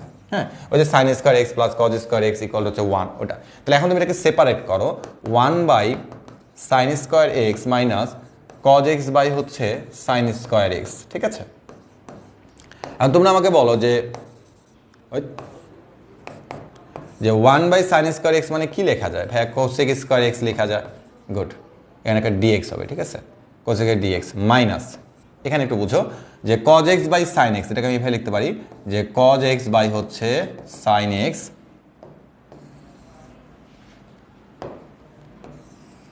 Cause x by sine x, দেখো cos x by sine x into 1 by sine x. এটাকে তোমাকে একটু সুন্দর করে সাজায় লিখতে হবে। এই যে cos x by sine square x মানে হলো cos by sine x into 1 by sine x, এবার তুমি লিখতে পারো। এখন তুমি দেখো যে এখান থেকে আমি আরেকবার লিখি দাও, cosec square x dx minus cosec x by sine x মানে আমরা কি লিখতে পারি বলো তো? কট এক্স লিখতে পারি, আর এটা মানে কি লিখতে পারি? কোসেক এক্স লিখতে পারি, কোসেক এক্স ডিএক্স লিখতে পারি, ঠিক আছে। এখন আমার লাস্ট লাইন দেখো, এটা মানে আমি ইন্টিগ্রেশন করে আমি পাবো কি বলতো? মাইনাস কট এক্স, আর এটা মানে কি বলতো? মাইনাস কোসেক এক্স, তাহলে মাইনাস মানে কি প্লাস, প্লাস হচ্ছে সি। তার মানে তুমি একটু খেয়াল করে দেখো যে আমরা যদি এই সেম অঙ্কটাকে যদি দুইটা নিয়মে করি, একটা হচ্ছে এই নিয়মে পাচ্ছি 10x/2 প্লাস সি, আর একটা হচ্ছে এই নিয়মে, আমরা দুইটা নিয়মে দুই টাইপের অঙ্কের অ্যান্সার পাচ্ছি। এখন কথা হচ্ছে ভাই আমরা তাহলে কোন নিয়মের সমাধান করব? দেখো আমরা কিন্তু একটু কিছু মানে এর পরের ক্লাসে আমরা কিন্তু দেখবো লোয়ার লিমিট আর আপার লিমিট, লোয়ার লিমিট আর আপার লিমিটে কোনো একটা ফাংশন থাকতেছে। তো যদি তোমাকে এই অঙ্কটার মধ্যে তারা তোমাকে লোয়ার লিমিট এবং আপার লিমিট দিয়ে দেয়, তখন তুমি অবশ্যই এই নিয়মে করবা, সহজ কথা। আর যদি লোয়ার লিমিট আপার লিমিট না দেয়, তখন তোমাকে অপশন দেখতে হবে যে অপশনের মধ্যে তারা কি তোমাকে একটা পদ দিয়ে অ্যান্সার দিছে নাকি দুইটা পদ দিয়ে অ্যান্সার দিছে, ঠিক আছে, একটা পদ দিয়ে দিছে নাকি দুইটা পদ দিয়ে দিছে। তো তোমরা যদি দেখো যে দুইটা পদ দিয়ে তোমাকে অ্যান্সার দিছে, তখন তুমি অবশ্যই এই নিয়মে সলভ করবে। আর যদি তুমি কখনো দেখো না তোমাকে একটা পদ দিয়ে তারা অ্যান্সার দিছে, তখন তোমাকে একটা রাশি দিয়ে অ্যান্সার দিয়ে তখন তোমাকে এই নিয়মে করতে হবে। আর প্রশ্ন হতে পারে যে ভাই যদি কখনো দুইটা পদ দিয়ে একটা পদ হয়ে এরকম আমি দেখি নাই, হয় তোমাকে দুইটা পদ দিয়ে তোমাকে তারা অপশন দিবে, অথবা তোমাকে তারা একটা পদ দিয়ে অপশন দিবে। তো যখন তোমাকে যে পদ দিয়ে অপশন দিবে তখন তোমাকে সেই নিয়মে এই নিয়ম অথবা তোমাকে বিকল্প নিয়ম যে কোনো একটা নিয়ম তোমাকে করতে হবে, ঠিক আছে। এই তবে ম্যাক্সিমাম সময় হচ্ছে এই নিয়মটাই বা এই নিয়মের আলোকে হচ্ছে অঙ্কটা দিয়ে থাকে তারা, ঠিক আছে। মানে এই অ্যান্সারটা ম্যাক্সিমাম সময় তোমরা পাবা, ঠিক আছে, এই অ্যান্সারটা। তো এটার ক্ষেত্রে অপশন দেখে তোমাকে অ্যান্সারের দিকে যেতে হবে, যেহেতু এটা দুইটা একটা নিয়ম আছে এবং দুইটা নিয়মের অ্যান্সার হচ্ছে ভিন্ন ভিন্ন, ঠিক আছে। ওকে, তো এখানে একই রকমভাবে দেখো আমি আরেকটা অঙ্ক এখানে করে রাখছি যে 1/1 প্লাস সাইন এক্স এর ক্ষেত্রে একটাই অ্যান্সার। মানে আমি তোমাকে কিন্তু বলছিলাম যে শুধুমাত্র আমাদের কজের ক্ষেত্রে দুইটা করে অ্যান্সার থাকবে, কিন্তু সাইনের ক্ষেত্রে একটাই অ্যান্সার, এবং সাইনের নিয়মও একটাই যে উভয় পক্ষকে হচ্ছে হরের অনুবন্ধী দিয়ে গুণ করতে হবে। তো সাইন নিয়ে কোনো কথাবার্তা নেই, দেখো আমি উভয় পক্ষে গুণ করছি, তারপর নর্মালি ক্যালকুলেশন করছি, আমি অ্যান্সারটা পেয়ে গিয়েছি। সো অঙ্কটা একটু বড় আছে, এটা কিছু করার না, এটা হয়তো তোমাকে রিটেনে দিতে পারে। আমার প্রশ্ন হতে পারে রিটেনে দিলে তখন কী করবো? তো সাইন এক্সে এটার ক্ষেত্রে তো একটাই নিয়ম, বা যদি কজ এক্স দেয় তোমার যেটা নিয়ম তুমি ওইটা অ্যাপ্লাই করবা, এখানে কোনো ভুল বলে কিছু থাকবে না, ঠিক আছে। ওকে,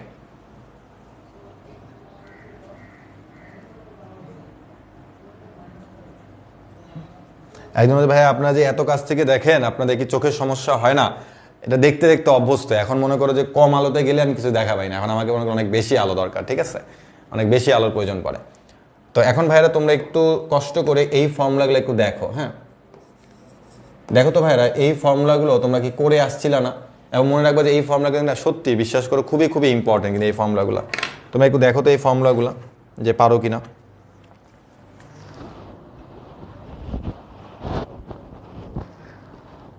একটু ফর্মুলাগুলো দেখো, 2 cos a cos b এর formula, 2 sin a cos b এর ফর্মুলা হলো sin a plus b plus হচ্ছে sin a মাইনাস b। খাতার মধ্যে একটু লিখে ফেলো।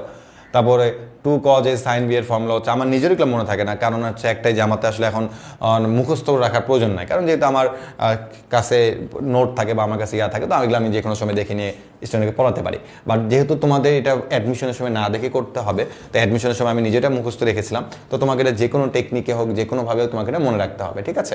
তো এইভাবে বলতে পারো sine cos, cos sine, sine sine cos cos, এইভাবে তুমি মনে রাখতে পারো। তুমি মানে সূত্রটা তুমি একটু যদি অ্যানালাইসিস করো, তাহলে তুমি দেখবা যে তুমি তোমার মাথার মধ্যে বা তোমার মাইন্ড সেটআপে তুমি যেটাকে যেভাবে সহজ মনে করো, এটাকে এইভাবে পড়লে সহজ লাগবে, তুমি সেভাবে তুমি এটা করে ফেলতে পারো, ঠিক আছে। ওকে, তাহলে এই সূত্রগুলো আমাদেরকে এটা লাগবে। এখন কথাটা কেন লাগবে ভাইয়া? কারণ দেখো ত্রিকোণমিতির এই টাইপটাই হচ্ছে আমাদের এই সূত্রগুলো নিয়ে। দেখো এরকম টাইপের অঙ্ক বিশ্বাস করো তোমরা ঢাকা ইউনিভার্সিটি প্রশ্ন ব্যাংক থেকে শুরু করে সব ভার্সিটিতে আসা তুমি অঙ্ক পাবা কিন্তু এইটার মধ্যে। তো এখন কথা হচ্ছে ভাইয়ারা, আমি বলছি না যে স্যাররা হচ্ছে আমাদের সাথে একটু দুষ্টমি করে, তো যেহেতু দুষ্টমি করে স্যাররা, তো স্যাররা এখানে একটা 7 দিচ্ছে, তাই এই 7 আসলে কোনো দরকার নাই। মনে করছে হুদাই আমাদের মাথার মধ্যে একটা বোঝা নিয়ে আসে, তারা দিয়ে দিবে, ঠিক আছে। এখন কথা হচ্ছে কেন ভাইয়া 7 দরকার নাই, তুমি একটু খেয়াল করে দেখো যে এই অঙ্কগুলোতে কিন্তু 2 এর প্রয়োজন আছে। দেখো 2 এ আর বি এর মান কিন্তু তারা যে কোনো সময় যে কোনো কিছু দিয়ে দিতে পারে। যেমন তুমি এখানে একটু খেয়াল করে দেখো, এ আর বি এর জায়গায় তারা কিন্তু 4x আর 2x দিয়ে দিচ্ছে, ঠিক আছে। কিন্তু আমার কিন্তু একটা 2 লাগবে, তো যেহেতু আমার একটা 2 লাগবে আর আমার সাথে দুষ্টমি করা হয়েছে, আমি এখানে 2 দিব এবং এখানে 2 দিয়ে ভাগ করে দিব। 7 কিন্তু এখানে কোনো প্রয়োজন ছিল না। তো যাই হোক 7/2 × 2, 2 কাটাকাটি। এখন তুমি একটু খেয়াল করে দেখবা যে এটা আসলে কোন ফর্মুলার সাথে পড়ছে। তুমি দেখো এটা কিন্তু এই যে এটার সাথে পড়ছে, এবং মনে রাখবা যে এই ফর্মুলাটা একটু বেশি ইম্পর্টেন্ট। কেন বেশি ইম্পর্টেন্ট বলছে? কারণ এটাতে বেশি অঙ্ক আসছে, তাই বলে তুমি বাকিগুলো সূত্রগুলো দেখবা না, কখন কথাটা এরকম না, তোমাকে সব সূত্র দেখতে হবে, আর এটা একটু স্পেশাল আর কি। তো দেখো সূত্রটা আমাদের কি বলছে, cos a - b - cos a + b, ঠিক আছে। তাহলে cos a - b - cos a + b, তাহলে এটার মতো থাকবে। আগে তুমি সূত্রে অ্যাপ্লাই করো। দেখো cos a - b একবারে বিয়োগ করে ফেলি, ঠিক আছে, আমরা তো একটু বড় হয়েছি। cos a - b, a R b, এটা হলো a, এটা হলো b, তাহলে a - b মানে কি হবে? এটা মাইনাস cos a + b, ঠিক আছে। ওকে, তাহলে দেখো আমরা কিন্তু এখন ইন্টিগ্রেশন করলাম না, আমরা কিন্তু জাস্ট এইটাকে আমরা ত্রিকোণমিতির ফর্মুলা অ্যাপ্লাই করলাম, কারণ এটাকে আমরা ইন্টিগ্রেশন করতে পারবো না, গুণ চিহ্ন আছে, তো এটাকে আমরা প্লাস বা মাইনাস আকারে নিয়ে চলে আসলাম। এখন তুমি দেখো যে এটাকে আমরা ইন্টিগ্রেশন করতে পারবো, এবং ওই যে বলছিলাম যে আমাদের লেজ আছে, লেজ এখানে ঝুলে আছে, খুঁজতে হবে। cos কে তুমি যদি ইন্টিগ্রেশন করো তুমি পাবা কি বলতো? সাইন, এবং দেখো এক্স এর সহগ দিয়ে ভাগ করতে হবে, তারপর হচ্ছে মাইনাস cos x কে করলে কি হবে? sin x হবে, sin 6x ডিভাইড বাই হচ্ছে 6 প্লাস হচ্ছে কত? c, শেষ অঙ্ক। বুঝা গেছে? একটু দেখো তো যে তোমরা এখন দেখো যে অঙ্কটা এত সহজ, কিন্তু তুমি যদি সূত্র না পারো তখন কি হবে? তুমি তো সূত্রই পারলে না, তখন তো অঙ্কটা আসলে এত সহজ অঙ্ক দিয়ে পরে খালি আফসোস করো, ইসরে এই সূত্র যদি দেখে যেতে পারতাম তাহলে একটা মার্ক পাই যেতাম। তো এই আফসোসটা করা যাবে না, এই জন্য দেখে যেতে হবে, ঠিক আছে। ওকে, তো এখানে আরেকটা অঙ্ক দিচ্ছি, দেখো এখানে আমাকে 5 দেওয়া হয়েছে, তো এটাকে a ধরলা, এটাকে b ধরলা, তো 5/2 2। এখন তুমি দেখবা এটা কোন সূত্রের মধ্যে পড়ছে, সেটা হচ্ছে sin a + b মাইনাস হচ্ছে sin a - b, দেন সূত্র তুমি অ্যাপ্লাই করলে চলে আসলো, ঠিক আছে। তো এই অঙ্কটা আসলে অনেক সহজ ভাই, এই অঙ্কগুলো তখনই সহজ মনে হবে যখন তুমি এই ফর্মুলাগুলো পারবা, ঠিক আছে। তো বুঝতেই পারতেছো যে ভাইরা এই ফর্মুলা ছাড়া আমরা হচ্ছে এই অঙ্কের স্ট্রাকচারটা তৈরি করতে পারবো না। তো যেহেতু আমরা তৈরি করতে পারবো না স্ট্রাকচারটা, আর যেহেতু টাইপটা অনেক ইম্পর্টেন্ট, সেহেতু আমাদেরকে সূত্রগুলো দেখতে হবে, ঠিক আছে। এই যে এরকম আরেকটা অঙ্ক দিচ্ছে, দেখো এখানে তারা নর্মালি দিচ্ছে। তো অনেক সময় স্যাররা আরেকটু বদমাইশি করে। কিরকম বদমাইশি করে? তারা বলে যে ঠিক আছে এখানে তোমাকে আমি 6 দিব, sin 5x ইন্টু হচ্ছে sin 3x dx, হ্যাঁ। তো দেখো যে যখন তোমাকে তারা এখানে বিজোড় দিবে, যখন তোমাকে তারা বিজোড় দিবে, তখন সেই বিজোড়টাকে তুমি বাইরে বের করে নিয়ে আসছো। কিন্তু স্যাররা যখন তোমাকে দুষ্টমি করে এখানে জোর দিয়ে দিবে, তখন কিন্তু তুমি বলবা ঠিক আছে আপনি দিচ্ছেন, আমি কি পারি না, এখানে 2 রাখবা আর এখানে 3 রাখবা। কেন? কারণ 3 দুগুণে কত হয়? 6 হয়। জোর হলে এটাকে ভেঙে দিবা, 2 এর নামতা করে ভেঙে দিবা, তারপর তুমি এটার মতো লিখে ফেলো sin 5x ইন্টু হচ্ছে sin 3x dx, ঠিক আছে। এখন হচ্ছে বাকিটা কি বলতো নিজে করতে পারবা, সূত্র দিয়ে নিজে করো, ঠিক আছে। তারপর আমরা কিন্তু আসলে জিনিসটা পারবো, হ্যাঁ, এটা কিন্তু আহামরি কিন্তু কঠিন কিছু না, ঠিক আছে।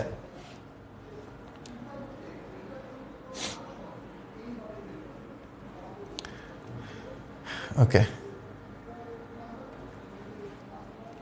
ওকে, তো এরপর আমরা চলে আসি হচ্ছে আমাদের sin 3a মাইনাস হচ্ছে, আচ্ছা sin 3 এর ফর্মুলা, এই সূত্রগুলো আমরা একটু মুখস্থ রাখবো। এটা দুইটা সূত্র আছে খালি, অনলি দুইটা ফর্মুলা,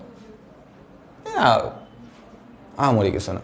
sin 3 এর ফর্মুলা, cos 3 এর ফর্মুলা। দেখো sin 3 এর ফর্মুলা হচ্ছে, এটা আমাদের স্যার এইভাবে মনে করা শিখেছে, আমার মনে আছে এখনো, যে এটা হচ্ছে আমার 34 আর এটা হচ্ছে আমার 43। অর্থাৎ আমি মনে রাখবো হচ্ছে সাইন বললে আমার নাম্বার হচ্ছে 34, সাইন মানে হচ্ছে 34, আর কজ মানে হচ্ছে আমার নাম্বার হচ্ছে 43। কেন? কারণটা একটু খেয়াল করে, 34 মনে রাখলে হয়ে যাবে, সাইনের জন্য 34, তাহলে কজের জন্য উল্টাই দিবা। 34 মানে কি দেখো 3 সাইন এ, আর 4 থেকে এখানে মাইনাস থাকলে এখানে 4 দিবা সাইন কিউবে, ঠিক আছে। অর্থাৎ সাইন এ আর সাইন কিউবে, হ্যাঁ, আর 3 আর 4 34। আর এখানে কি হচ্ছে দেখো কজ বললে এটা উল্টে গেছে, দেখো আগে 4 কজ কিউবে মাইনাস হচ্ছে 3 কজে, কজ হলে সবই কজ, সাইন হলে কি সবই সাইন। তো এই যে 34 আর 43 এটা মনে রাখলেই চলবে, যে সাইন হলে 34 আর কজ হলে 43, শেষ অঙ্ক। ওকে, তাহলে একটা অঙ্ক দেখি। তো দেখো স্যার আবারও দুষ্টামি করছে, বা এরা কীভাবে দুষ্টামি করলো স্যার, তুমি একটু খেয়াল করে দেখো যে এখানে কিন্তু আমার কই গেল, একটু খেয়াল করে দেখো যে সাইন কিউব এক্স, হ্যাঁ সাইন কিউব এক্স। তো আমার এটা কিন্তু আমার ফর্মুলা ঠিক আছে, আমার ফর্মুলা কিন্তু এরকম, কিন্তু এটা কিন্তু আমাকে তৈরি করে নিতে হবে। দেখো এটাকে আমাকে তৈরি করে নিতে হবে। তা আমি এখান থেকে কিন্তু বলতে পারি আমার যে 4 sine cube A equal to 4 sine cube A equal to হচ্ছে আমার 3 সাইন এ মাইনাস হচ্ছে সাইন 3a, ঠিক আছে, মাইনাস সাইন 3a। অর্থাৎ আমি এটাকে এপাশে নিয়ে আসছি, 4 সাইন কিউব এসেছে, আর সাইন 3a কে ওপাশে নিয়ে গেছে। তার মানে তুমি দেখো যে আমার যখন তোমার সাইন কিউব এ থাকতেছে, তার সামনে কিন্তু একটা কে থাকবে বলতো, 4 থাকবে। তো স্যাররা দেখো দুষ্টমি করে কোনো 4 টোর কিছু দেয় নাই। তো আমি তো জানি যে ঠিক আছে আমাকে একটা 1/4 আমার লাগবে, 1/4 ছাড়া আমার হবে না বা আমার চলবে না। তাহলে সাইন কিউব এক্স ডিএক্স। এখন তুমি আমাকে বলো যে এটা করার পরে এইটার তোমার কাছে কোনো ফর্মুলা জানা আছে কিনা। তুমি দেখো যে 4 সাইন কিউবে তুমি এখান থেকে পাচ্ছ, তবে তোমার মনে রাখবে সাইন 3a থেকে এটাকে নিয়ে আসবা, তারপর তুমি এখানে একটু সময় দাও। কিন্তু তুমি এটা মুখস্থ করবে, এটা মুখস্থ করবে, তাহলে কিন্তু এত কিছু মুখস্থ থাকবে না, মনে থাকবে না। তাই 3 সাইনে মাইনাস সাইন 3a, 3 সাইনে 3 সাইন এ মাইনাস সাইন 3a। এখানে এ বলতে কিন্তু এক্স, ঠিক আছে। তুমি দেখো এখানে কিন্তু তোমার এ ছিল, হ্যাঁ এখানে এ ছিল, মানে এখানে এ ছিল, বাট আমার এর জায়গায় কে দিছে বলতো, এক্স দিছে, হ্যাঁ ওকে। এখন তোমরা বলো যে এটাকে তোমরা কি ইন্টিগ্রেশন করতে পারবা কিনা। অবশ্যই পারবা। 3 সাইন এ মানে কি বলতো, মাইনাস 3 কজ এ, এখানে আবার কোনো কিছু ভাগ হবে না, মাইনাসে plus cos 3x divide by হচ্ছে 3 প্লাস কত সি। শেষ অঙ্ক। দেখো তো ভাইরা যে তোমরা জিনিসটা বুঝতে পেরেছো কিনা। খুবই কঠিন একটা অঙ্ক ছিল, খুব কঠিন একটা অঙ্ক, এত কঠিন অঙ্ক যে কল্পনার বাইরে। তোমরা একটু বলো যে তোমরা জিনিসটা বুঝতে পারছো কিনা।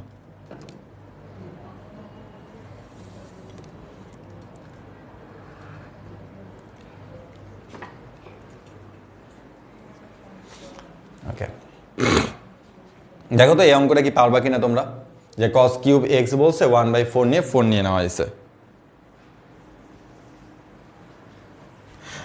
আসলে কি সূত্র আমার নাম কি।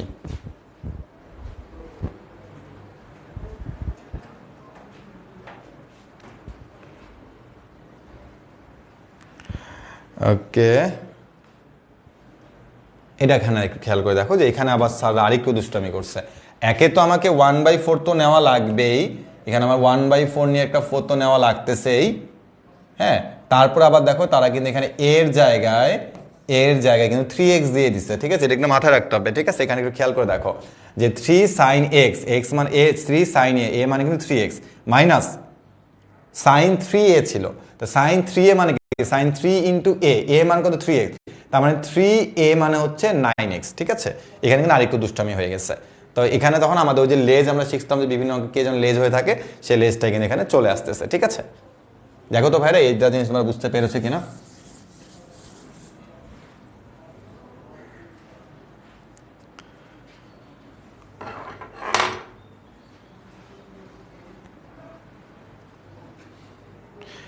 যারা এখন ক্লাসে যুক্ত হয়েছে তোমাদের জন্য এক বালতির সমবেদনা, ঠিক আছে। কারণ আমাদের ত্রিকোণমিতি দিয়ে আমাদের যতগুলো ছিল আমরা সবগুলো টাইপ দেখেছি, এবং প্রথম ক্লাসটা একটু ছোটই নিতে হয়। কথা হচ্ছে কেন, কারণ প্রথম ক্লাসে হচ্ছে তোমাদেরকে জিনিসটা একটু বুঝতে হবে এবং জানতে হবে, ঠিক আছে। তো সমাপ্ত মানে ক্লাস থেকে বের হয়ে যাবো না, বেশ কিছু ইম্পর্টেন্ট কথাবার্তা আছে। তো প্রথমত হচ্ছে দেখো যে আমাদের ইন্টিগ্রেশনের মধ্যে আমাদের ত্রিকোণমিতির ফর্মুলা দিয়ে যতগুলো আমাদের টাইপ ছিল আমি কিন্তু তোমাদের দেখিয়েছি, হয়তো বা এরপর তোমাকে ফর্মেট অনুযায়ী দেখাই দেখি আরও বেশ কিছু চলে আসবে। তবে একজন লিখতেছিল ভাই শুধু এত সূত্র কেন। দেখো আজকে তোমাদেরকে একটু যতগুলো টাইপ করিয়েছি ত্রিকোণমিতি দিয়ে, তুমি এটাকে জাস্ট 2 ঘন্টা সময় দাও, দেখবে যে 2 ঘন্টা সময় লাগবে না। তুমি ক্লাসটা যেহেতু ঠিক মতো করে তুমি 1 ঘন্টার মধ্যে কভার করতে পারবা, ঠিক আছে। বা আজকে প্রশ্ন ব্যাংক সলভ করতে যাও না, মাথা খারাপ হয়ে যাবে, ঠিক আছে। তো এটাই তুমি একটু ভালো করে দেখো, 2 বার করো, 3 বার করো, সূত্রগুলো পড়ো। তো পরের ক্লাসে যখন আমি করাবো তখন এই সূত্রগুলো আবারও টানবো। তো যেহেতু তোমার ক্যালকুলাসে যেহেতু ইন্টিগ্রেশন 3টা ক্লাসে ভাগ করা, সো কিন্তু এটা একটা সাথে একটা লিঙ্ক হিসেবে এখানে থাকতেছে। তো যেহেতু এখানে থাকবে তার মানে তোমাকে সূত্রগুলো কিন্তু বেশি জোর দিতে হবে, ঠিক আছে। তো ইন্টিগ্রেশনের ফর্মুলাগুলো ঠোঁটের আগে রাখতে হবে, কারণ পরীক্ষার সময় ইন্টিগ্রেশনের ফর্মুলাগুলো খুব বেশি কাজে দিবে। এবং যদি কারো এরকম সিদ্ধান্ত থাকে যে ভাই আমি ইন্টিগ্রেশনটা স্কিপ করে গেলে আমার জন্য কি হবে, নাকি ভালো হবে না খারাপ হবে, তুমি জায়গায় তুমি এটাকে কি বলে জায়গায় তুমি বাধাগ্রস্ত হবা। তুমি এখানে গিয়ে হোঁচট খাবা, ওখানে গিয়ে হোঁচট খাবা। কারণ দেখবা যে এই ক্যালকুলাসটা প্রত্যেকটা বিশ্ববিদ্যালয়ে কিন্তু এখান থেকে প্রশ্ন আসে। মানে তোমার ম্যাট্রিক্স নির্ণায়ক থেকে প্রশ্ন আসবে কিনা এটা শিওরিটি দিতে পারে না, কিন্তু ক্যালকুলাস থেকে যে প্রশ্ন আসবে এটা পৃথিবীর সবাই তোমাকে শিওরিটি দিতে পারবে। সো যেহেতু ক্যালকুলাসটা এতটাই ইম্পর্টেন্ট এবং ক্যালকুলাসটাকে আমরা 6টা লেকচারে ভাগ করছি সহজ করে, তো ডিফারেন্সিয়েশন ক্লাস যারা করেছে তারা বুঝতে পেরেছে না ডিফারেন্সিয়েশন আসলে কঠিন কিছু না, ডিফারেন্সিয়েশন আসলে সহজ আছে এবং পারা সম্ভব। তো ইন্টিগ্রেশনের ক্ষেত্রেও শেষে দিকে তোমাদের কনফিডেন্স ঠিক এরকমই থাকবে যে না ইন্টিগ্রেশন আসলে পারা সম্ভব বা করা সম্ভব। ঠিক আছে, তো তুমি তো ঈদের আনন্দ লাগছে ভাইয়া, ইনশাল্লাহ নেক্সট ক্লাসে হ্যাঁ ঈদের আনন্দ লাগুক, সমস্যা নাই ভাইয়া। সিটা বুঝলাম না, দেরি করে আসে। সি বলে কিছু নাই, সি খালি একটা অঙ্ক ইন্টিগ্রেশন করা কমপ্লিট হলে একটা প্লাস সি দিয়ে দিবা, সি এর কোনো ব্যাখ্যা এখানে আমি দিই নাই।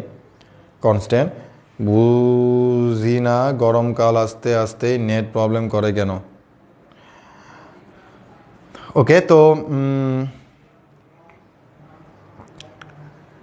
একদম কি না ইন্টিগ্রেশন থেকে ডিফারেন্সিয়েশন ইজি ব্যাপারটা এরকম না, ইন্টিগ্রেশন ইজি আছে, তোমাকে সবগুলো ক্লাস করার পরে তোমার মধ্যে এই ভুল ধারণাটা চলে যাবে যে আসলে ইন্টিগ্রেশন আর ডিফারেন্সিয়েশন আসলে সহজ, কিন্তু তোমাকে ধৈর্য ধরে করতে হবে।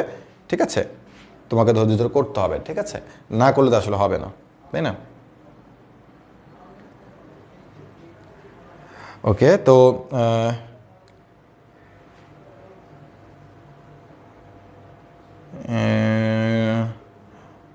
অফ করেন, রেকর্ডেড করা নাই। আচ্ছা ওকে ভাইয়া, ক্লাস করার সব ইজি হয়ে গেছে, ম্যাথের ক্যালকুলেশন দ্রুত করতে পারছি না। আচ্ছা এইটা কমেন্ট অনেকেই করে যে ভাই ক্যালকুলেশন দ্রুত করতে পারে না। তো আমার কাছে আসলে একটাই সমাধান, সেটা হচ্ছে তোমাকে বেশি বেশি করে ম্যাথ প্র্যাকটিস করতে হবে, বেশি বেশি বেশি করে প্রশ্ন ব্যাংক সলভ করতে হবে। ঠিক আছে, তাহলে তুমি দেখবে যে ম্যাথের প্র্যাকটিসটা তুমি করতে পারছো, আদারওয়াইজ কিন্তু করা সম্ভব না। বুঝতে পেরেছো? তো তোমাকে ম্যাথের প্র্যাকটিস করতে হবে বেশি করে, তোমাকে প্রশ্ন ব্যাংক সলভ করতে হবে বেশি করে, তাহলে তুমি দেখবা যে দুধ ভাত সব কিছু। হ্যাঁ, তো এগুলো নিয়ে কোনো প্রেশার নিও না। তো তোমরা বেশি এক্সাম দিবা, অবশ্যই ক্লাস শেষে এক্সাম দিবা, কারণ এক্সাম না দিলে আসলে হবে না। এক্সাম দিতে হবে, ক্লাস করতে হবে, নোট করতে হবে, বাসায় পড়তে হবে, নিজেকে বেশি করে সময় দিবা, ইনশাল্লাহ দেখবা ভালো কিছু হয়েছে। ঠিক আছে, তারপরে কি আমরা সূত্রগুলো সিরিয়াল ওয়াইজ দিতে পারবা না? তোমাকে কেউ দিতে পারে না, তোমার নিজের বইটা খোলো, বই খুললে সব কিছু পেয়ে যাবা।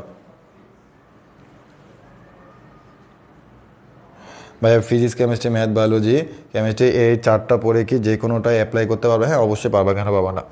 তোমার হয়তো মাঝে মধ্যে তোমার আর কিছু ইউনিট থাকে, যে ইউনিটগুলোতে তোমার বাংলা ইংলিশ সাধারণ জ্ঞান থাকে। তো আমি মনে রাখবো যে ফিজিক্স, কেমিস্ট্রি, ম্যাথ, বায়োলজি থাকলে, জানা থাকলে তো এই বাংলাদেশের সকল বিশ্ববিদ্যালয়ে অনেক অনেক ম্যাক্সিমাম ইউনিটে এক্সাম দিতে পারবা। ঠিক আছে,